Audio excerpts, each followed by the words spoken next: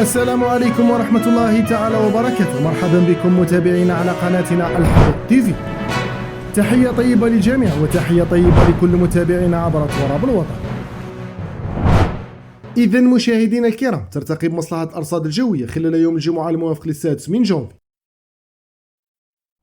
حيث سنسجل خلال الفترة الصباحية أجواء غائمة بإذن الله على أغلب الولايات الشمالية الشرقية، وأجواء غائمة نسبيا فيما يخص أغلب الولايات الشمالية الوسطى والغربية، وكذلك المناطق الداخلية الغربية، مع انقشاع للضباب بإذن الله على أغلب الولايات الشمالية، خاصة الولايات الشمالية الشرقية، والذي سيميز كل من ولاية أم البواقي، سوقاراس، قالمة، قسنطينة، ميلا، سطيف، برج بوعريريج، عنابة، سكيكدا، جيجل، تيسي وزو، الجزائر العاصمة، تيبازا، البليدة، المدية، عين السارة، شلف، مستغانم، ولاية وهران.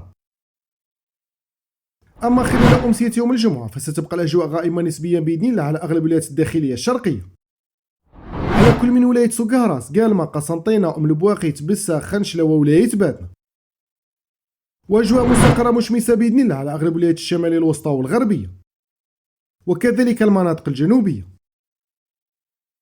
أما فيما يخص درجة الحرارة الأقصوية يوم الغد، نسجل من 17 إلى 18 درجة بالنسبة للمناطق الساحلية، ما بين 12 إلى 15 درجة لأغلب الولايات الداخلية، و15 درجة شمال الصحراء، ما بين 19 إلى 21 درجة بوسط الصحراء، و28 درجة بأقصى الجنوب.